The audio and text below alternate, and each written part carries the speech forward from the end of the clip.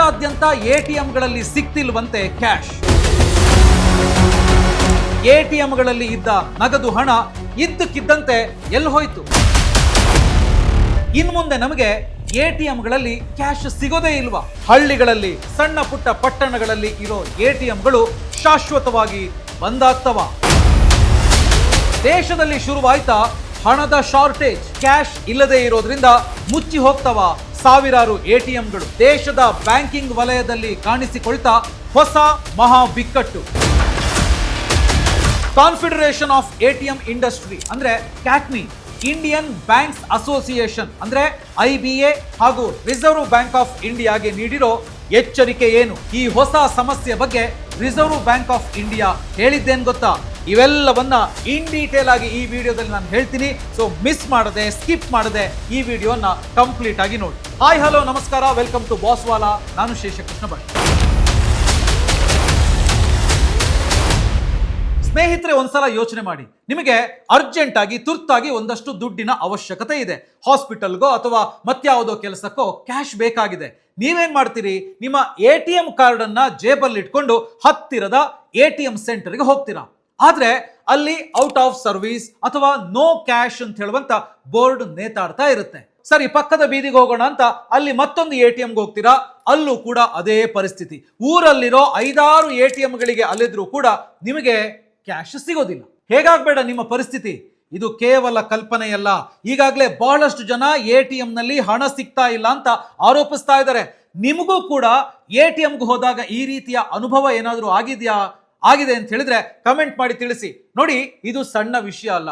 ಇನ್ಮುಂದೆ ನಿಮ್ಮೂರ ATMಗಳಲ್ಲಿ ಪ್ರತಿದಿನ ಎದುರಾಗಬಹುದಾದಂತ ಭೀಕರ ವಾಸ್ತವ ಇದು. ಹಾಗಿದ್ರೆ ಇದೇನು?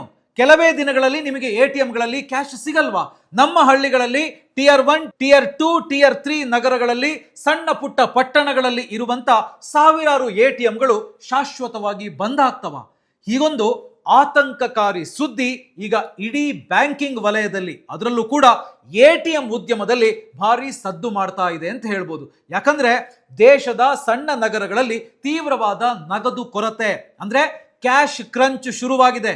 ಇದರಿಂದಾಗಿ ಹೆಚ್ಚಿನ ಸಂಖ್ಯೆಯ ATMಗಳು ಮುಚ್ಚಲ್ಪಡುವಂತ ದೊಡ್ಡ ಅಪಾಯದಲ್ಲಿದೆಯಾ ಅನ್ನುವ ಆತಂಕ ಕೂಡ ಎದುರಾಗ್ತಾ ಇದೆ. ನೋಡಿ, ದೇಶದಲ್ಲಿ ATM ಸೇವೆಗಳಿಗೆ ಅಡ್ಡಿಯಾಗಬಹುದು.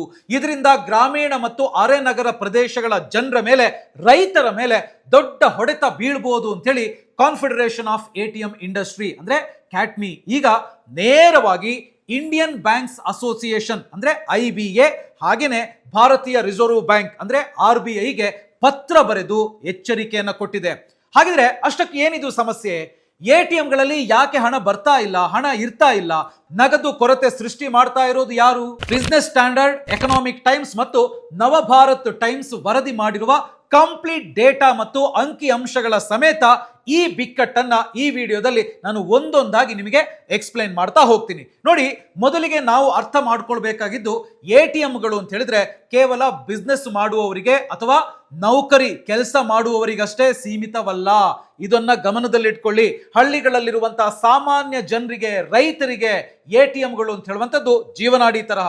ನಿಮಗೆಲ್ಲ ಗೊತ್ತಿರೋ ಹಾಗೆ ನೋಡಿ, ಇತ್ತೀಚೆಗೆ ಸರ್ಕಾರಿ ಯೋಜನೆಗಳ ಹಣ ನೇರವಾಗಿ ಜನರ ಬ್ಯಾಂಕ್ ಅಕೌಂಟ್ಗೆ ಜಮಾ ಆಗುತ್ತೆ.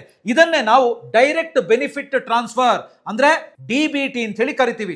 PM ಕಿಸಾನ್ ಯೋಜನೆಯಡಿ ರೈತರಿಗೆ ಬರುವಂತ ಹಣ ಇರ್ಬೋದು, ವಯಸ್ಸಾದಂತವರಿಗೆ ಬರುವಂತ ವೃದ್ಧಾಪ್ಯ ವೇತನ ಇರ್ಬೋದು, ಅಥವಾ ವಿಧವಾ ವೇತನ ಇರ್ಬೋದು, ವಿದ್ಯಾರ್ಥಿಗಳಿಗೆ ಬರುವಂತ ಸ್ಕಾಲರ್ಶಿಪ್ ಇರ್ಬೋದು, ಇವೆಲ್ಲವೂ ಕೂಡ ನೇರವಾಗಿ ಬ್ಯಾಂಕ್ ಅಕೌಂಟ್ಗೆ ಸೇರುತ್ತೆ. ಈ DBT ಫಲಾನುಭವಿಗಳು ಈ ಹಣವನ್ನ ಕೈಗೆ ತೆಗೆದುಕೊಳ್ಳಬೇಕು ಅಂತ ಹೇಳಿದ್ರೆ, ಕ್ಯಾಶ್ ತಗೊಳ್ಬೇಕು ಅಂತ ಹೇಳಿದ್ರೆ ಇರುವ ಅತಿ ದೊಡ್ಡ ಮತ್ತು ಪ್ರಮುಖ ತಾಣ, ಪ್ಲೇಸ್ ಅಂತ ಹೇಳಿದ್ರೆ ಅದು ನಿಮಗೆಲ್ರಿಗೂ ಕೂಡ ಗೊತ್ತು, ATMಗಳು. ಒಂದು ವೇಳೆ ATMನಲ್ಲಿ ಕ್ಯಾಶ್ ಇಲ್ಲ ಅಂದ್ರೆ ಈ ಬಡವರು, ರೈತರು, ವಯಸ್ಸಾದವರು, ವಿದ್ಯಾರ್ಥಿಗಳು ಹಣಕ್ಕಾಗಿ ಎಲ್ಲಿಗೆ ಹೋಗಬೇಕು? ಕಿಲೋಮೀಟರ್ ಗಟ್ಟಲೆ ನಡ್ಕೊಂಡು ಬ್ಯಾಂಕ್ ಬ್ರಾಂಚ್ಗಳಿಗೆ ಹೋಗಿ ಅಲ್ಲಿ ಗಂಟೆ ಗಟ್ಟಲೆ ಕ್ಯೂ ನಿಲ್ಬೇಕಾದ ಪರಿಸ್ಥಿತಿ ಬರುತ್ತೆ. ಇದೇ ವಿಚಾರವನ್ನ ಕ್ಯಾಟ್ಮಿ ತನ್ನ ಪತ್ರದಲ್ಲಿ RBIಗೆ ಕಳವಳದಿಂದ ತಿಳಿಸಿದೆ. ನೋಡಿ, ಹಲವಾರು ರಾಜ್ಯಗಳಾದ್ಯಂತ ಇರುವಂತಹ ಬ್ಯಾಂಕ್ ಬ್ರಾಂಚ್ಗಳಿಂದ ಮತ್ತೆ ಕರೆನ್ಸಿ ಚೆಸ್ಟ್ಗಳಿಂದ ATMಗಳಿಗೆ ತುಂಬೋದಿಕ್ಕೆ ಕ್ಯಾಶ್ ಬೇಕಲ್ಲ, ಆ ನಗದು ಪಡೆಯುವಲ್ಲಿ ನಮ್ಮ ಆಪರೇಟರ್ಗಳು ನಿರಂತರವಾಗಿ ತೊಂದರೆಗಳನ್ನ ಎದುರಿಸ್ತಿದ್ದಾರೆ ಅಂತೇಳಿ ಹೇಳ್ತಾ ಇದೆ. ನಗದು ಸಿಗ್ತಾ ಇಲ್ಲ, ಕ್ಯಾಶ್ ಸಿಗ್ತಾ ಇಲ್ಲ ಅಂತ ಕ್ಯಾಟ್ಮಿ ಎಚ್ಚರಿಸಿದೆ. ಈ ನಗದು ಕೊರತೆ ಎಷ್ಟರ ಮಟ್ಟಿಗೆ ಇದೆ ಅಂತ ಹೇಳಿದ್ರೆ, ಅಂದ್ರೆ ಈ ಲೆಕ್ಕಾಚಾರವನ್ನ ನೀವೇನಾದ್ರೂ ಕೇಳಿದ್ರೆ ನಿಮಗೆ ಖಂಡಿತವಾಗ್ಲೂ ಶಾಕ್ ಆಗುತ್ತೆ. ನೋಡಿ, ನಾವು ಸುಮ್ಮನೆ ಗಾಳಿಯಲ್ಲಿ ಗುಂಡು ಹಾರಿಸ್ತಾ ಇಲ್ಲ. ಬಿಸ್ನೆಸ್ ಸ್ಟ್ಯಾಂಡರ್ಡ್ ವರದಿಯಲ್ಲಿ ಪ್ರಕಟವಾಗಿರುವಂತಹ ಡೇಟಾ ಇದು. ಇದನ್ನ ಗಮನವಿಟ್ಟು ಕೇಳಿ. ನೋಡಿ, ಈ ವರ್ಷದ ಮಾರ್ಚ್ ಮತ್ತು ಏಪ್ರಿಲ್ ತಿಂಗಳಲ್ಲಿ ದೇಶಾದ್ಯಂತ ಇರುವಂತಹ ಎಟಿಎಂಗಳಿಗೆ ತುಂಬೋದಿಕ್ಕೆ ಆಪರೇಟರ್ಗಳಿಗೆ ಬೇಕಾದಂತ ಉದ್ದೇಶಿತ ನಗದು ಅಂದ್ರೆ ಇಂಡೆಂಟೆಡ್ ಕ್ಯಾಶ್ ಎಷ್ಟು ಗೊತ್ತಾ? ಬರೋಬ್ಬರಿ 94,000 ಕೋಟಿ ರೂಪಾಯಿ. ಅಂದ್ರೆ ಎಟಿಎಂಗಳು ಸರಿಯಾಗಿ ರನ್ ಆಗಬೇಕು ಅಂತ ಹೇಳಿದ್ರೆ 94,000 ಕೋಟಿ ರೂಪಾಯಿ ಕ್ಯಾಶ್ ಬೇಕು ಅಂತ ಹೇಳಿ ಬ್ಯಾಂಕ್ಗಳಿಗೆ ಡಿಮ್ಯಾಂಡ್ ಇಡ್ಲಾಗಿತ್ತು. ಆದ್ರೆ ಆಶ್ಚರ್ಯ ಅಂದ್ರೆ ಬ್ಯಾಂಕ್ಗಳಿಂದ ಲಭ್ಯವಿದ್ದ ಅಂದ್ರೆ ಎಟಿಎಂಗಳಿಗೆ ಸಪ್ಲೈ ಆದ ಮೊತ್ತ ಎಷ್ಟು ಗೊತ್ತಾ? ಇದು ನಿಮಗೆ ಶಾಕ್ ತರುತ್ತೆ. ನೋಡಿ, ಮಾರ್ಚ್ ತಿಂಗಳಲ್ಲಿ ಕೇವಲ 61,000 ಕೋಟಿ ರೂಪಾಯಿ ಮಾತ್ರ. ಅಂದ್ರೆ ಬೇಡಿಕೆಯ ಎದುರು ಕೇವಲ 64% ಮಾತ್ರ ನಗದು ಪೂರೈಕೆಯಾಗಿದೆ. ಉಳಿದ 36% ಕ್ಯಾಶ್ ಎಟಿಎಂಗಳಿಗೆ ಬಂದೇ ಇಲ್ಲ. ಇನ್ನು ಏಪ್ರಿಲ್ ತಿಂಗಳ ಕತೆ ಇನ್ನೂ ಕೂಡ ಘೋರವಾಗಿದೆ. ಏಪ್ರಿಲ್ ನಲ್ಲಿ ಎಟಿಎಂಗಳಿಗೆ ಸಪ್ಲೈ ಆಗಿದ್ದು ಕೇವಲ 54,000 ಕೋಟಿ ರೂಪಾಯಿ ಮಾತ್ರ. ಅಂದ್ರೆ ಕೇವಲ 57% ನಷ್ಟು ಪೂರೈಕೆ ಪ್ರಮಾಣವನ್ನ ಅಂದ್ರೆ ಫುಲ್ಫಿಲ್ಮೆಂಟ್ ಪರ್ಸೆಂಟೇಜ್ ಅನ್ನ ಇದು ಸೂಚಿಸ್ತಾ ಇದೆ. ಇದನ್ನ ಸಿಂಪಲ್ ಆಗಿ ಹೇಳಬೇಕು ಅಂತ ಹೇಳಿದ್ರೆ, ಒಂದು ಎಟಿಎಂಗೆ ಜನರ ಬೇಡಿಕೆಯನ್ನ ತೀರಿಸೋದಿಕ್ಕೆ 100 ರೂಪಾಯಿ ಬೇಕು ಅಂತ ಹೇಳಿದ್ರೆ ಬ್ಯಾಂಕ್ಗಳು ಕೇವಲ 57 ರೂಪಾಯಿ ಮಾತ್ರ ಕೊಡ್ತಾ ಇವೆ. ಹೀಗಿದ್ದಾಗ ಎಟಿಎಂಗಳು ಔಟ್ ಆಫ್ ಸರ್ವಿಸ್ ಬೋರ್ಡ್ ಹಾಕದೆ ಇನ್ನೇನ್ ಮಾಡ್ತವೆ ಹೇಳಿ? ಇಡೀ ದೇಶದಲ್ಲಿ ಈ ನಗದು ಪೂರೈಕೆ ಕೊರತೆಯಿಂದ ಅಂದ್ರೆ ಕ್ಯಾಶ್ ಸಿಗದೆ ಅತಿ ಹೆಚ್ಚು ಬಾಧಿತವಾದ ಟಾಪ್ 5 ರಾಜ್ಯಗಳ ಪಟ್ಟಿಯನ್ನ ನೋಡಿದ್ರೆ ನಿಜಕ್ಕೂ ಕೂಡ ನಿಮಗೆ ಆತಂಕ ಆಗುತ್ತೆ. ಯಾಕೆ ಅಂತ ಹೇಳಿದ್ರೆ ಈ ಟಾಪ್ 5 ಲಿಸ್ಟ್ ನಲ್ಲಿ ನಮ್ಮ ಕರ್ನಾಟಕವೇ ನಂಬರ್ 1 ಸ್ಥಾನದಲ್ಲಿದೆ. ಹೌದು, ವರದಿಯ ಡೇಟಾ ಪ್ರಕಾರ ಕರ್ನಾಟಕದಲ್ಲಿ ಎಟಿಎಂಗಳಿಗೆ ನಗದು ಪೂರೈಕೆಯಾಗಿರೋದು ಅಂದ್ರೆ ಕ್ಯಾಶ್ ಫುಲ್ಫಿಲ್ಮೆಂಟ್ ಆಗಿರೋದು ಕೇವಲ 36% ಮಾತ್ರ. ಅಂದ್ರೆ ಬರೋಬ್ಬರಿ 64% ನಗದು ಕೊರತೆ, ಶಾರ್ಟ್ ಫಾಲ್ ನಮ್ಮ ರಾಜ್ಯದಲ್ಲೇ ಇದೆ. ಇನ್ನು ಉಳಿದ ರಾಜ್ಯಗಳ ಪರಿಸ್ಥಿತಿ ನೋಡೋದಿದ್ರೆ, ಆಗ್ಲೇ ನಾನು ಕರ್ನಾಟಕದ ಹೇಳಿದೆ, ಕರ್ನಾಟಕಕ್ಕೆ ಬರೋಬ್ಬರಿ 64% ನಷ್ಟು ನಗದು ಕೊರತೆಯಾಗಿದೆ. ಹಾಗಾಗಿ ಕರ್ನಾಟಕ ಮೊದಲನೇ ಸ್ಥಾನದಲ್ಲಿದೆ. ಇನ್ನು 2ನೇ ಸ್ಥಾನದಲ್ಲಿರೋದು ಆಂಧ್ರ ಪ್ರದೇಶ. ಆಂಧ್ರ ಪ್ರದೇಶದಲ್ಲಿ ಕೇವಲ 39% ನಷ್ಟು ಮಾತ್ರ ನಗದು ಪೂರೈಕೆಯಾಗಿದ್ದು 61% ನಷ್ಟು ಕೊರತೆ ಇದೆ. ಇನ್ನು ನೆಕ್ಸ್ಟ್ ನೆರೆಯ ತೆಲಂಗಾಣದಲ್ಲಿ 41% ಪೂರೈಕೆಯಾಗಿದ್ದು 59% ನಗದು ಕೊರತೆ ಇದೆ. ಹಾಗೇನೆ ನೆಕ್ಸ್ಟ್ ಈಶಾನ್ಯ ರಾಜ್ಯವಾದಂತಹ ಮಿಜೋರಾಂನಲ್ಲೂ ಕೂಡ 41% ನಷ್ಟೇ ಪೂರೈಕೆಯಾಗಿದೆ, 59% ನಷ್ಟು ಕೊರತೆ ಇದೆ. ಇನ್ನು ಅರುಣಾಚಲ ಪ್ರದೇಶದಲ್ಲಿ 48% ಪೂರೈಕೆಯಾಗಿದೆ, 52% ನಷ್ಟು ನಗದು ಕೊರತೆ ಎದುರಾಗಿದೆ. ನೋಡಿ, ಅರ್ಧಕ್ಕಿಂತ ಹೆಚ್ಚು ಕ್ಯಾಶ್ ಎಟಿಎಂಗಳಿಗೆ ತಲುಪುತ್ತಲೇ ಇಲ್ಲ ಅಂತ ಹೇಳುವಂತ ಎಲ್ಲ ಶಾಕಿಂಗ್ ಮಾಹಿತಿ ಇದೆಯಲ್ಲ, ಇದನ್ನ ಈಗಾಗಲೇ ಭಾರತೀಯ ರಿಸರ್ವ್ ಬ್ಯಾಂಕ್ನ ಕರೆನ್ಸಿ ಮ್ಯಾನೇಜ್ಮೆಂಟ್ ವಿಭಾಗದ ಮುಂದೆ ಇಡಲಾಗಿದೆ. ಈ ಬಗ್ಗೆ ಮಾಧ್ಯಮಗಳು ಸಂಪರ್ಕಿಸಿದಾಗ ಕ್ಯಾಟ್ನಿ ಡೈರೆಕ್ಟರ್ ಜನರಲ್ ಆಗಿರುವಂತ ಆಂಟನಿ ಕೊಟ್ಟಕಲ್ ಅವರು ಯಾವುದೇ ಪ್ರತಿಕ್ರಿಯೆಯನ್ನ ನೀಡೋದಕ್ಕೆ ನಿರಾಕರಿಸಿದಾಗೆ. ಇದೆಲ್ಲ ಕೇಳಿದಾಗ ನಿಮಗೆ ಅನ್ನಿಸ್ಬೋದು, ಹಾಗಿದ್ರೆ ಬ್ಯಾಂಕ್ಗಳಲ್ಲಿ ದುಡ್ಡಿಲ್ವಾ, ಯಾಕೆ ಎಟಿಎಂಗಳಿಗೆ ಕ್ಯಾಶ್ ಕೊಡ್ತಾ ಇಲ್ಲ ಅಂತ. ನೋಡಿ, ಅಸಲಿ ಆಟ ಇರೋದೇ ಇಲ್ಲಿ. ಎಕನಾಮಿಕ್ ಟೈಮ್ಸ್ ಮತ್ತು ನವಭಾರತ್ ಟೈಮ್ಸ್ ಮಾಡಿರುವಂತ ಒಂದು ರಿಪೋರ್ಟ್ ವರದಿಯ ಪ್ರಕಾರ ಎಟಿಎಂ ಆಪರೇಟರ್ಗಳು RBI ಜೊತೆಗಿನ ಸಭೆಯಲ್ಲಿ ಈ ಸಮಸ್ಯೆಗೆ ನೇರವಾಗಿ ದೇಶದ ಅತಿದೊಡ್ಡ ಸಾರ್ವಜನಿಕ ವಲಯದ ಬ್ಯಾಂಕ್ ಯಾವ್ದೇಳಿ, ಸ್ಟೇಟ್ ಬ್ಯಾಂಕ್ ಆಫ್ ಇಂಡಿಯಾ ಕಾರಣ ಅಂತೇಳಿ ಬೆರಳು ಮಾಡಿ ತೋರಿಸಿದಾರಂತೆ. ನಿಮಗೆ ಗೊತ್ತಿರಲಿ, SBI ದೇಶಾದ್ಯಂತ ಸುಮಾರು 65,000 ಎಟಿಎಂಗಳನ್ನು ಹೊಂದಿದ್ದು ದೇಶದ ಅತಿ ದೊಡ್ಡ ಎಟಿಎಂ ನೆಟ್ವರ್ಕ್ ಅನ್ನ ನಿರ್ವಹಿಸ್ತಾ ಇದೆ. ಇದು ನಿಮಗೆ ಗೊತ್ತಿರಲಿ. ಇದರಲ್ಲಿ ಗಮನಾರ್ಹ ವಿಚಾರ ಏನು ಅಂತ ಹೇಳಿದ್ರೆ, SBI ತನ್ನ ಅರ್ಧದಷ್ಟು ಎಟಿಎಂ ನೆಟ್ವರ್ಕ್ ನ ನಗದು ನಿರ್ವಹಣೆಯನ್ನ, ಕ್ಯಾಶ್ ಹ್ಯಾಂಡ್ಲಿಂಗ್ ಅನ್ನ ಬೇರೆ ಯಾವುದೇ ಏಜೆನ್ಸಿಗೆ ಕೊಡದೇನೆ ಸ್ವತಃ ತಾನೇ ನಿಭಾಯಿಸ್ತಾ ಇದೆ. ಈ ಉದ್ಯಮ ಸಂಸ್ಥೆಗಳ ಆರೋಪ ಏನು ಅಂತ ಹೇಳಿದ್ರೆ, SBI ತನಗೆ ಬೇಕಾದಂತ Tier 1 ನಗರಗಳು ಅಂದ್ರೆ ಬೆಂಗಳೂರು, ಮುಂಬೈ, ದೆಹಲಿ ಅಂತ ದೊಡ್ಡ ದೊಡ್ಡ ಮೆಟ್ರೋ ನಗರಗಳಲ್ಲಿರುವಂತಹ ಎಟಿಎಂಗಳಿಗೆ ಅಗತ್ಯಕ್ಕಿಂತ ಅತಿ ಹೆಚ್ಚು ಕ್ಯಾಶ್ ಅನ್ನ, ನಗದನ್ನ ಕಳುಹಿಸಿ ತುಂಬಿಡ್ತಾ ಇದೆ. ಮೆಟ್ರೋ ಸಿಟಿಗಳಲ್ಲಿ ಕ್ಯಾಶ್ ನಿರ್ವಹಣೆ ಮಾಡೋದು ಸುಲಭ ಅನ್ನೋ ಕಾರಣಕ್ಕೆ ಹೆಚ್ಚಿನ ಕ್ಯಾಶ್ ಅನ್ನ ಅಲ್ಲಿಗೆ SBI ಡಂಪ್ ಮಾಡ್ತಾ ಇದೆ ಅಂತ ಹೇಳಿ. ಇದರ ನೇರ ಪರಿಣಾಮ ಏನಾಗ್ತಾ ಇದೆ, ನಮ್ಮ Tier 2 ಮತ್ತೆ Tier 3 ನಗರಗಳಲ್ಲಿ ಅಂದ್ರೆ ಸಣ್ಣ ಪುಟ್ಟ ಜಿಲ್ಲಾ ಕೇಂದ್ರಗಳಲ್ಲಿ, ತಾಲೂಕುಗಳಲ್ಲಿ ಮತ್ತೆ ಹಳ್ಳಿಗಳಲ್ಲಿ ತೀವ್ರ ನಗದು ಬಿಕ್ಕಟ್ಟು ಸೃಷ್ಟಿಯಾಗಿದೆ ಅಂತ ನವಭಾರತ್ ಟೈಮ್ಸ್ ಜೊತೆ ಹೆಸರು ಹೇಳದೇ ಇರುವಂತ ಷರತ್ತಿನ ಮೇರೆಗೆ ಮಾತನಾಡಿರುವ ಎಟಿಎಂ ಕಂಪನಿಯೊಂದರ ಸಿಇಒ ಇದನ್ನೇ ಅಲ್ಲಿ ಸ್ಪಷ್ಟಪಡಿಸಿದಾರಂತೆ. ಈ ಸಮಸ್ಯೆಯು ನಿರ್ದಿಷ್ಟವಾಗಿ SBIಗೆ ಸಂಬಂಧಿಸಿದೆ. ಸಣ್ಣ ಬ್ಯಾಂಕ್ಗಳು ಹೇಗೋ ಪರಿಸ್ಥಿತಿಯನ್ನ ನಿಭಾಯಿಸ್ತಾ ಇದೆ, ಮೇಂಟೈನ್ ಮಾಡ್ತಾ ಇದೆ. SBI ನಿಂದಾಗಿ ಸವಾಲುಗಳು ತೀವ್ರಗೊಂಡಿವೆ. ಹೆಚ್ಚಿನ ಕ್ಯಾಶ್ ಅನ್ನ ಮೆಟ್ರೋ ನಗರಗಳಿಗೆ ಮಾತ್ರ ಕಳುಹಿಸಲಾಗ್ತಾ ಇದೆ. ಇದರಿಂದಾಗಿ ಇತರ ಪ್ರದೇಶಗಳಲ್ಲಿ, ಸಣ್ಣ ಪಟ್ಟಣಗಳಲ್ಲಿ ನಗದು ಪೂರೈಕೆ ಇದೆಯಲ್ಲ, ಇದು ಸಂಪೂರ್ಣವಾಗಿ ಕಡಿಮೆಯಾಗಿದೆ ಅಂತ ಹೇಳಿ ಅವರು ಅಳಲು ತೋಡ್ಕೊಂಡಿದ್ದಾರೆ. ಈ ಕ್ಯಾಶ್ ಕೊರತೆಯಿಂದಾಗಿ ATMಗಳು ಖಾಲಿಯಾಗಿ ನಿಂತ್ರೆ ಸಾಮಾನ್ಯ ಜನರಿಗೆ ಮಾತ್ರ ಅಲ್ಲ, ATM ಆಪರೇಟರ್ಗಳಿಗೂ ಕೂಡ ದೊಡ್ಡ ಹೊಡೆತ ಬೀಳುತ್ತೆ. ಇದು ನಿಮ್ಗೆ ಗೊತ್ತಿರಲಿ. ಅಷ್ಟಕ್ಕೂ ಈ ಕ್ಯಾಟ್ಮಿ ಅಂದ್ರೆ ಯಾರು ಅಂತ ನೀವು ಕೇಳಬಹುದು. ನೋಡಿ, ಈ ಕ್ಯಾಟ್ಮಿ ಅಂತ ಹೇಳಿದ್ರೆ ಇವರು ATM ನೆಟ್ವರ್ಕ್ ಅನ್ನ ಕಾರ್ಯನಿರ್ವಹಿಸುವಂತೆ ಮಾಡುವಂತ ಸಂಸ್ಥೆಗಳ ಪ್ರತಿನಿಧಿ ಮಂಡಳಿ. ಅಂದ್ರೆ ATM ಯಂತ್ರ ತಯಾರಿಸುವಂತವರು, ಅದಕ್ಕೆ ಕ್ಯಾಶ್ ತಂದು ತುಂಬಬೇಕಲ್ಲ, ಸೊ ಆ ಕ್ಯಾಶ್ ತಂದು ತುಂಬುವಂತ ಏಜೆನ್ಸಿಗಳು, ATMಗೆ ಸೆಕ್ಯೂರಿಟಿ ಗಾರ್ಡ್ಗಳನ್ನ ಒದಗಿಸುವಂತವರು, ಇವರೆಲ್ಲ ಸೇರಿ ಮಾಡ್ಕೊಂಡಿರುವಂತ ಒಕ್ಕೂಟನೆ ಈ ಕ್ಯಾಟ್ಮಿ. ಯಾವಾಗ ATM ಯಂತ್ರಗಳು ನಗದು ಕೊರತೆಯಿಂದಾಗಿ ಆಫ್ಲೈನ್ ಅಲ್ಲಿ ಅಂದ್ರೆ ಬಂದಾಗಿ ಉಳಿತವೆಯೋ, ಆಗ ಈ ಆಪರೇಟರ್ಗಳಿಗೆ ಬರಬೇಕಾದಂತ ವಹಿವಾಟು ಶುಲ್ಕ ಮತ್ತೆ ಇಂಟರ್ಚೇಂಜ್ ಶುಲ್ಕಗಳು, ಫೀಸ್ ಇದೆಯಲ್ಲ, ಅದು ಬರೋದಿಲ್ಲ. ಇದರಿಂದಾಗಿ ಈ ಉದ್ಯಮ ಈಗಾಗಲೇ ಬರೋಬ್ಬರಿ 100 ಕೋಟಿ ರೂಪಾಯಿಗಳಿಗಿಂತ ಹೆಚ್ಚು ನಷ್ಟ ಅನುಭವಿಸಿದೆ ಅಂತೇಳಿ ಹೇಳಿಕೊಳ್ತಾ ಇದೆ. ಹೀಗಾಗಿ ಈ ನಷ್ಟಕ್ಕಾಗಿ ಬ್ಯಾಂಕಿಂಗ್ ಉದ್ಯಮವು ನಮಗೆ 100 ಕೋಟಿ ರೂಪಾಯಿ ಪರಿಹಾರ ನೀಡಬೇಕು ಅಂತ ಹೇಳಿ ಕ್ಯಾಟ್ಮಿ ಒತ್ತಾಯ ಮಾಡ್ತಾ ಇದೆ. ಅಷ್ಟೇ ಅಲ್ಲ, ಜೂನ್ 20ರೊಳಗಡೆ SBI ಈ ನಗದು ಹಂಚಿಕೆ ಸಮಸ್ಯೆಯನ್ನ ಬಗೆಹರಿಸೋದಕ್ಕೆ ವಿಫಲವಾದ್ರೆ ಸಣ್ಣ ನಗರಗಳಲ್ಲಿರುವಂತಹ ಹೆಚ್ಚಿನ ಸಂಖ್ಯೆಯ ATMಗಳನ್ನ ಅನಿವಾರ್ಯವಾಗಿ ಶಾಶ್ವತವಾಗಿ ಮುಚ್ಚಬೇಕಾಗತ್ತೆ ಅಂತ ಹೇಳಿ ಖಡಕ್ ಎಚ್ಚರಿಕೆಯನ್ನ ಕೊಟ್ಟಿದೆ. ಈ ಬಿಕ್ಕಟ್ಟಿಗೆ ಕೇವಲ ನಗದು ಹಂಚಿಕೆ ಮಾತ್ರ ಅಲ್ಲ, ATM ಉದ್ಯಮ ಎದುರಿಸ್ತಾ ಇರುವಂತ ಆರ್ಥಿಕ ಸಂಕಷ್ಟವು ಒಂದು ಕಾರಣ.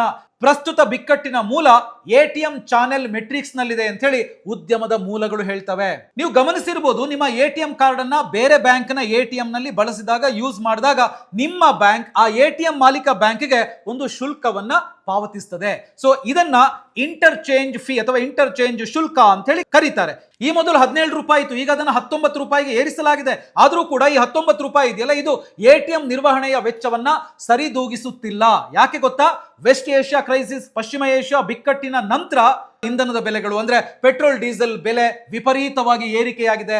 ಕ್ಯಾಶ್ ವ್ಯಾನ್ಗಳು ಓಡಾಡೋದಕ್ಕೆ ಇಂಧನ ಬೇಕೇ ಬೇಕು, ಪೆಟ್ರೋಲ್ ಅಥವಾ ಡೀಸೆಲ್ ಬೇಕೇ ಬೇಕು. ಜೊತೆಗೆ ಸರ್ಕಾರ ತಂದಿರುವಂತಹ ಹೊಸ ವೇತನ ಸಂಹಿತೆ, ಕೋಡ್ ಆನ್ ವೇಜಸ್ ಇಂದಾಗಿ ಸೆಕ್ಯೂರಿಟಿ ಗಾರ್ಡ್ಗಳು ಮತ್ತು ನಗದು ತುಂಬುವಂತ ಸಿಬ್ಬಂದಿಯ ಕನಿಷ್ಠ ವೇತನದಲ್ಲಿ ಬರೋಬ್ಬರಿ 60% ನಷ್ಟು ಹೆಚ್ಚಳವಾಗಿದೆ. ಅಂದ್ರೆ ನಗದು ಲೋಡಿಂಗ್, ಇಂಧನ ಮತ್ತು ವೇತನದ ವೆಚ್ಚಗಳು ಆಪರೇಟರ್ಗಳ ಆದಾಯಕ್ಕಿಂತ ಅತಿಯಾಗಿ ಮೀರಿ ಹೋಗಿವೆ. ಅವರ ಲಾಭದ ಪ್ರಮಾಣ ಅಥವಾ ಮಾರ್ಜಿನ್ ಈಗಾಗಲೇ ತುಂಬಾ ಕಡಿಮೆ ಆಗಿದೆ. ಇದರ ಜೊತೆಗೆ UPI ಮತ್ತೆ ಫೋನ್ ಪೇ, ಗೂಗಲ್ ಪೇಗಳಂತಹ ಡಿಜಿಟಲ್ ಪೇಮೆಂಟ್ಗಳ ಅಬ್ಬರ. ನೋಡಿ, RBI ನ ಮೇ ತಿಂಗಳ ಮಂತ್ಲಿ ಬುಲೆಟಿನ್ ಅನ್ನು ನೋಡಿದ್ರೆ ATM ವಹಿವಾಟುಗಳು ಕಳೆದ ವರ್ಷ 498.378 ದಶಲಕ್ಷದಷ್ಟಿತ್ತು. ಅದೀಗ 446.504 ದಶಲಕ್ಷಕ್ಕೆ ಕುಸಿದಿದೆ. ಇದರ ಮೌಲ್ಯ ಕೂಡ ಸುಮಾರು 2.64 ಟ್ರಿಲಿಯನ್ ನಿಂದ 2.5 ಟ್ರಿಲಿಯನ್ಗೆ ಇಳಿಕೆಯಾಗಿದೆ. ಇನ್ನೊಂದು ಡೇಟಾ ಪ್ರಕಾರ ಜನವರಿ 2023ರಲ್ಲಿ 570 ಮಿಲಿಯನ್ ಇದ್ದಂತಹ ಮಾಸಿಕ ATM ವಹಿವಾಟುಗಳು ಸೆಪ್ಟೆಂಬರ್ 2025ರ ವೇಳೆಗೆ 439.5 ಮಿಲಿಯನ್ಗೆ ಕುಸಿದಿದೆ. ಅಂದ್ರೆ ಜನ ATMಗೆ ಹೋಗೋದನ್ನೇ ಕಡಿಮೆ ಮಾಡಿದ್ದಾರೆ. ಇದಕ್ಕೆ ಇನ್ನೊಂದು ಕಾರಣವೂ ಕೂಡ ಇದೆ. ಉಚಿತ ಮಿತಿಯ ನಂತರ ಗ್ರಾಹಕರು ATM ಬಳಕೆಗೆ ಪಾವತಿಸುವಂತ ಶುಲ್ಕವನ್ನ, ಫೀಸ್ ಅನ್ನ ಕಳೆದ ವರ್ಷ ಮೇ ತಿಂಗಳಲ್ಲಿ 21 ರೂಪಾಯಿಂದ 23ಕ್ಕೆ ಏರಿಸಲಾಯಿತು. ಇದರಿಂದ ಪ್ರತಿಯೊಂದು ಬಾರಿ ಕ್ಯಾಶ್ ವಿತ್ಡ್ರಾ ಮಾಡೋದು ಗ್ರಾಹಕರಿಗೆ ದುಬಾರಿ ಆಯಿತು. ಸಹಜವಾಗಿ ಜನ ಡಿಜಿಟಲ್ ಚಾನೆಲ್ಗಳತ್ತ ಮುಖ ಮಾಡಿದ್ರು. ಪರಿಣಾಮವಾಗಿ ಏನಾಯಿತು? ಹಿಂದಿನ ವರ್ಷ 2,53,000ಕ್ಕೂ ಹೆಚ್ಚಿದ್ದಂತ ಭಾರತದ ಒಟ್ಟು ATMಗಳ ಸಂಖ್ಯೆ 2024-25ರಲ್ಲಿ ಸುಮಾರು 2,51,000ಕ್ಕೆ ಇಳಿಕೆಯಾಗಿದೆ. ಅಂದ್ರೆ ಈಗಾಗಲೇ ಸಾವಿರಾರು ATMಗಳು ಮುಚ್ಚಿ ಹೋಗಿವೆ ಮತ್ತು ಈ ಬಹುಪಾಲು ಕಡಿತ ಆಗಿರೋದು ನಮ್ಮ ಹಳ್ಳಿಗಳು ಮತ್ತು ಸಣ್ಣ ಸಣ್ಣ ಪಟ್ಟಣಗಳಲ್ಲಿ. ಇಷ್ಟೆಲ್ಲ ಕತೆ ಕೇಳಿದ ಮೇಲೆ ನಿಮಗೆ ಅನ್ನಿಸ್ಬೋದು, ಹಾಗಿದ್ರೆ ದೇಶದಲ್ಲಿ ಆರ್ಥಿಕ ಮುಗ್ಗಟ್ಟು ಏನಾದ್ರೂ ಇದೆಯಾ? RBI ಹಣ ಪ್ರಿಂಟ್ ಮಾಡ್ತಾ ಇಲ್ವಾ? ನಗದು ಚಲಾವಣೆ ಆಗ್ತಾ ಇಲ್ವಾ ಅಂತ. ಆದ್ರೆ ಇಲ್ಲೊಂದು ದೊಡ್ಡ ವಿಪರ್ಯಾಸ ಇದೆ, ಕೇಳಿ. ಮೇ 22, 2026ರ ಡೇಟಾ ಪ್ರಕಾರ ಮಾರುಕಟ್ಟೆಯಲ್ಲಿ ಚಲಾವಣೆಯಲ್ಲಿರುವಂತ ನಗದು ಅಂದ್ರೆ ಕರೆನ್ಸಿ ಇನ್ ಸರ್ಕ್ಯುಲೇಷನ್, CIC ಅಂತ ಹೇಳ್ತೀವಿ, ಇದರ ಮೌಲ್ಯ ಬರೋಬ್ಬರಿ 42.54 ಟ್ರಿಲಿಯನ್ ಇದೆ. ಅದೇ ಹಿಂದಿನ ಹಣಕಾಸು ವರ್ಷದಲ್ಲಿ ಇದು 41.26 ಟ್ರಿಲಿಯನ್ ಆಗಿತ್ತು. ಅಂದ್ರೆ ಅರ್ಥ ಮಾಡ್ಕೊಳ್ಳಿ, ವರ್ಷದಿಂದ ವರ್ಷಕ್ಕೆ ಇಯರ್ ಆನ್ ಇಯರ್ ನಗದು ಚಲಾವಣೆಯಲ್ಲಿ 12% ನಷ್ಟು ಬೆಳವಣಿಗೆ ಆಗಿದೆ. ಇದು ನಮ್ಮ ಒಟ್ಟು ದೇಶೀಯ ಉತ್ಪನ್ನ ಅಂದ್ರೆ GDPಯ 11.9% ನಷ್ಟನ್ನ ಪ್ರತಿನಿಧಿಸುತ್ತೆ. ಇದರ ಅರ್ಥ ಇಷ್ಟೇ, RBI ವ್ಯವಸ್ಥೆಯಲ್ಲಿ ಸಾಕಷ್ಟು ದುಡ್ಡನ್ನ ಬಿಟ್ಟಿದೆ. ಜನರ ಕೈಯಲ್ಲಿ ಮಾರುಕಟ್ಟೆಯಲ್ಲಿ ಹಣ ಹರಿದಾಡ್ತಾ ಇದೆ. ಆದ್ರೆ ಆ ಹಣ ATMಗಳಿಗೆ, ಅದರಲ್ಲೂ ಸಣ್ಣ ನಗರಗಳ ಹಳ್ಳಿಗಳ ATM ಯಂತ್ರಗಳಿಗೆ ತಲುಪುತ್ತಾ ಇಲ್ಲ ಅಷ್ಟೇ. ಇನ್ನು RBI ಗವರ್ನರ್ ಸಂಜಯ್ ಮಲ್ಹೋತ್ರಾ ಅವರು ಈ ಬಗ್ಗೆ ಸ್ಪಷ್ಟನೆಯನ್ನ ಕೊಟ್ಟಿದ್ದಾರೆ. ಅದರಲ್ಲಿ ಅವ್ರು ಏನು ಹೇಳಿದ್ದಾರೆ ಅಂತ ಹೇಳಿದ್ರೆ, ಕೇಂದ್ರೀಯ ಬ್ಯಾಂಕ್ ಬಳಿ ಸಾಕಷ್ಟು ನಗದನ್ನ ಮೀಸಲಿಡಲಾಗಿದೆ. ನಗದು ಕೊರತೆ ಎದುರಾದ್ರೂ ATM ಹಾಗೂ ಬ್ಯಾಂಕ್ ಬ್ರಾಂಚ್ಗಳಿಗೆ ಹಣ ಪೂರೈಸೋದಕ್ಕೆ ಅಗತ್ಯ ಕ್ರಮಗಳನ್ನ ಕೈಗೊಳ್ಳಲಾಗುವುದು ಅಂತ ಹೇಳಿ ಅವರು ಭರವಸೆಯನ್ನು ಕೂಡ ಕೊಟ್ಟಿದ್ದಾರೆ. ಇನ್ನು ಕೊನೆಯದಾಗಿ ಜನಸಾಮಾನ್ಯರಲ್ಲಿ ಮೂಡುವಂತ ಕೆಲವು ಸಾಮಾನ್ಯ ಪ್ರಶ್ನೆಗಳು, ಸೊ ಅದಕ್ಕೆ ಉತ್ತರ ಕೊಡುವಂತ ಪ್ರಯತ್ನವನ್ನ ಮಾಡ್ತೀವಿ. ಮೊದಲನೇದಾಗಿ, ಸಣ್ಣ ಸಣ್ಣ ಪಟ್ಟಣಗಳಲ್ಲಿ ATMಗಳನ್ನ ಮುಚ್ಚೋದಿಕ್ಕೆ ಸರ್ಕಾರ ಏನಾದ್ರೂ ಪ್ಲಾನ್ ಮಾಡ್ತಾ ಇದೆಯಾ? ನೋಡಿ, ಖಂಡಿತವಾಗ್ಲೂ ಇಲ್ಲ. ಸಣ್ಣ ಪಟ್ಟಣಗಳಲ್ಲಿ ATMಗಳನ್ನ ಮುಚ್ಚುವ ಬಗ್ಗೆ ಸರ್ಕಾರದಿಂದ ಪ್ರಸ್ತುತ ಯಾವುದೇ ಅಧಿಕೃತ ಪ್ರಕಟಣೆ ಹೊರಬಿದ್ದಿಲ್ಲ. ಇದು ಕೇವಲ ಉದ್ಯಮ ಎದುರಿಸ್ತಾ ಇರುವಂತ ಲಾಜಿಸ್ಟಿಕ್ ಸಮಸ್ಯೆ. ಹಾಗಾದ್ರೆ ಎರಡನೇ ಪ್ರಶ್ನೆ, Tier 2 ಮತ್ತೆ Tier 3 ನಗರಗಳಲ್ಲಿನ ATMಗಳು ಮಾತ್ರ ಯಾಕೆ ನಗದು ಕೊರತೆ, ಕ್ಯಾಶ್ ಕೊರತೆಯನ್ನ ಎದುರಿಸ್ತಾ ಇದೆ? ನೋಡಿ, ನಾನು ಹೇಳಿದ ಹಾಗೆ ಕ್ಯಾಟ್ಮಿ ಮಾಡಿರುವಂತ ಆರೋಪದ ಪ್ರಕಾರ ಹೆಚ್ಚಿನ ಪ್ರಮಾಣದ ನಗದನ್ನ Tier 1 ಮತ್ತು ಮೆಟ್ರೋ ನಗರದ ATMಗಳಿಗೆ ಬಲವಂತವಾಗಿ ಕಳುಹಿಸಲಾಗ್ತಾ ಇದೆ. ಇದು ಸಣ್ಣ ನಗರಗಳಲ್ಲಿ ಕ್ಯಾಶ್ ಇಲ್ಲದಂತೆ ಮಾಡ್ತಾ ಇದೆ. ಇನ್ನು ಮೂರನೇ ಪ್ರಶ್ನೆ, ATM ಮುಚ್ಚುವಿಕೆಯ ಬಗ್ಗೆ ಕಳವಳ ವ್ಯಕ್ತಪಡಿಸಿದಂತ ಸಂಸ್ಥೆ ಯಾವುದು?